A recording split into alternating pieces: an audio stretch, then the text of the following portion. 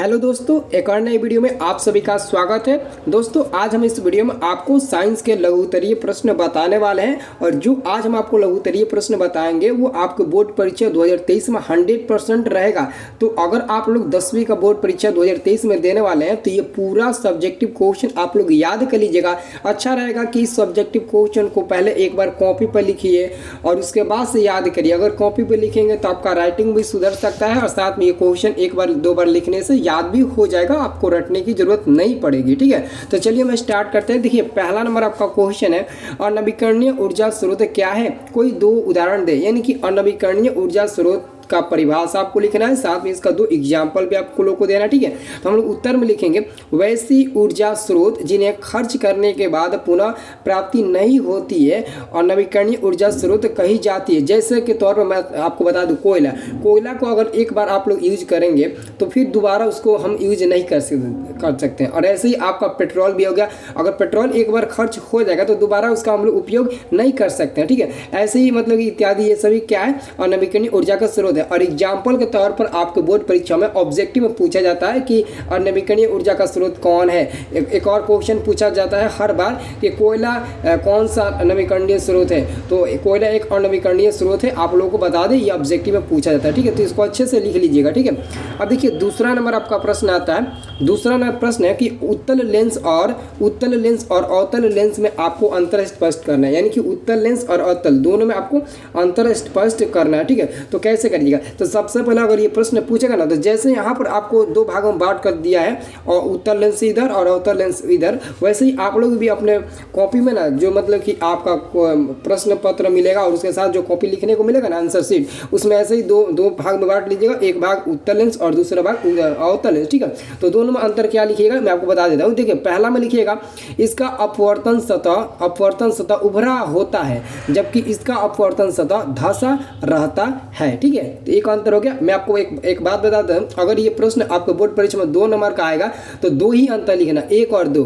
अगर 5 नंबर का पूछेगा तो 5, 4, 3 से ऊपर मतलब लिखिएगा। अगर 2 नंबर का पूछे मात्र 2 ही लिखिएगा। अगर 2 से ज़्यादा लिखिएगा तभी 2 ही नंबर मिलेगा और 2 से कम लिखिएगा, अगर 2 लिखिएगा तभी 2 ही नंबर मिलेगा। लेकिन आपको 2 ही लिखना है, क्योंकि अगर 2 से ज़्यादा लिखेंगे तो टाइम आपका ही बर्बाद होगा, क्योंकि बोर्ड परीक्षा में 2 नंबर का क्वेश्चन आता है, तो आप 2 ही मतलब कि लिखिए। ठीक है, चलिए अब हम लोग अगला क्वेश्चन देखते हैं। अगला इसमें कहा है अंतर इसमें वास्तविक और आभासी दोनों प्रकार के प्रतिबिंब बनते हैं, जबकि अवतल लेंस में क्या होता है ना, केवल आभासी, यानी कि आभासी का मतलब होगा केवल काल्पनिक प्रतिबिंब बनता है। ठीक है, जबकि तीसरा अंतर है उत्तल लेंस के बीच का भाग मोटा और किनारा वाला पतला होता है और चौथा का होता है इसका बीच का भाग पतला और किनारा वाला भाग मोटा होता है। ठीक है, तो ये आपका अंतर हो गया। ठीक है, और मैं आपको प्रश्न बताने वाला हूँ। ठीक है, लेकिन उससे पहले मैं आप सभी को एक बात बता देता हूँ, बहुत लोग हैं ना जो अभी तक शुरू से कुछ भी नहीं पढ़ पाए हैं और वो बहुत ही बेचैन हो गए हैं कि हम कैसे परीक्षा के लिए तैयारी करें, मेरे पास समय बहुत ही कम है। तो मायूस मत हो बंदे,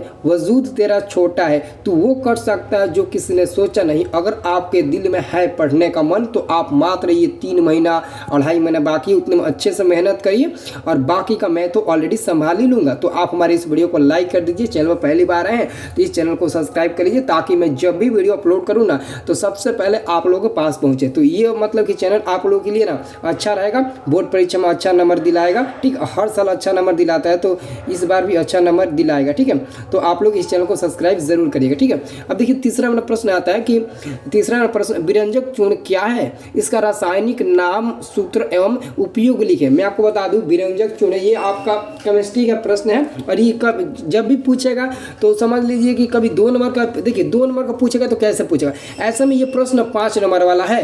देखिए 5 नंबर का प्रश्न है और बहुत ही छोटा में इसका आंसर दे दिया, कोई दिक्कत नहीं है कि 5 नंबर का क्वेश्चन है, 10 नंबर का क्वेश्चन है और इसका आंसर छोटा में प्राप्त हुआ है तो कोई दिक्कत नहीं है, क्योंकि साइंस का आता है चाहे कितना भी बड़ा क्वेश्चन क्यों ना रहे और चाहे 10 नंबर का क्वेश्चन क्यों ना पूछे, अगर उसका आंसर आपको 4 ही वाक्य में मिल जाता है तो आप 4 ही वाक्य में उसका आंसर लिखिए। ठीक है, तो आप लोग देखिए विरंजक चूर्ण क्या है, सबसे पहले इसके बारे में लिखेंगे। शुष्क बुझा हुआ चूना पर क्लोरीन गैस के प्रवाह से विरंजक चूर्ण बनता है।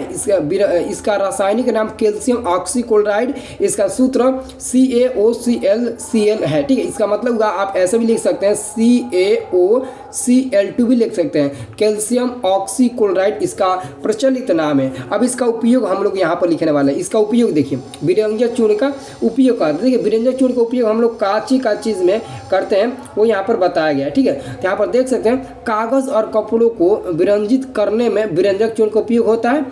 कीटनाशक के रूप में भी विरंजक चूर्ण का उपयोग होता है। क्लोरोफॉर्म के उत्पादन में भी विरंजक चूर्ण का ही उपयोग होता है। तो मात्र 2, 3, 4 आप उपयोग लिख दीजिएगा, इतना ही आप छोड़ दीजिएगा। तो ये क्वेश्चन अगर 5 नंबर का पूछेगा तो मैं आपको बता दूं आपको यही लिखना है। अगर सिर्फ 2 नंबर का पूछेगा तो मैं आपको बता दूं सिर्फ और सिर्फ 2 नंबर का जब क्वेश्चन ये पूछेगा ना तो पूछेगा कि विरंजक चूर्ण क्या है, सॉरी विरंजक चूर्ण का उपयोग लिखे। तो विरंजक चूर्ण का मात्र 2 ही उपयोग आएगा लिखने के लिए, वो 2 नंबर पूछेगा। तो ये क्वेश्चन 5 नंबर में पूछेगा। आप लोग अच्छे से इसको कंटेस्ट कर लिए, आप कॉपी में लिखिएगा जरूर। ठीक है, अब देखिए अगला क्वेश्चन बताने से पहले मैं आप सभी विद्यार्थियों को एक बात बता देना चाहता हूँ। ठीक है, कि अगर आपको सच में लगता है कि मैं अभी तक कुछ भी नहीं पढ़ा हूँ, लेकिन अगर हमको मतलब कि सर से भी ऑब्जेक्टिव क्वेश्चन अगर हम लोगों को मिल जाए तो हम ऑब्जेक्टिव क्वेश्चन का थोड़ा अच्छे से तैयारी कर ले। देखिए मेरे पास ना 5 विषय का ऑब्जेक्टिव क्वेश्चन है। ठीक है, और 150 रुपये मैं दे रहा हूँ। साइंस का है, मैथ का है, सोशल साइंस का है, संस्कृत का है, हिंदी का है। इन 5 विषय का मेरे पास ऑब्जेक्टिव क्वेश्चन है। अगर आपको लेना है ना तो मेरा मोबाइल नंबर है 9693779407। इस नंबर पर आप ना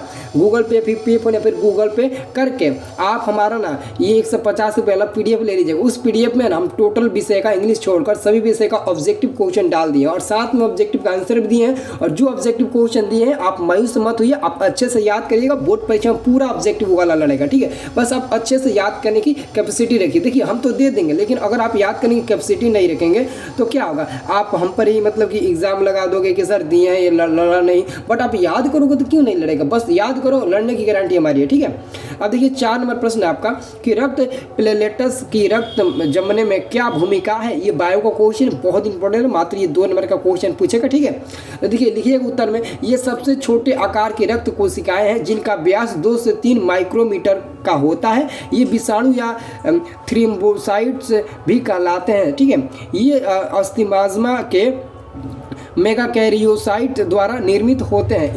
इनकी संख्या रक्त में 2.5 से 3.5 ठीक है इंटू 10⁵ पर मिली पावर क्यू रक्त होती है। ठीक है, ये रक्त के थक्का जमने में मदद करती है। मैं आपको बता दूं अगर आप बायो के एक स्टूडेंट है तो ये क्वेश्चन आप लोगों के लिए ना बहुत ज़्यादा इंपॉर्टेंट है, 2 नंबर का क्वेश्चन। ठीक है, अच्छे से पढ़ लिएगा। ठीक है, तो देखिए मैं जब भी जो भी क्वेश्चन गेस करूंगा तो सबसे पहले मैं आपको अपने व्हाट्सएप ग्रुप के माध्यम से दूंगा। ठीक है, तो मैंने वीडियो के डिस्क्रिप्शन में व्हाट्सएप ग्रुप का लिंक दे रखा है, आप लोग जाइए उस व्हाट्सएप ग्रुप में ना जल्द से जल्द ज्वाइन कर लीजिए।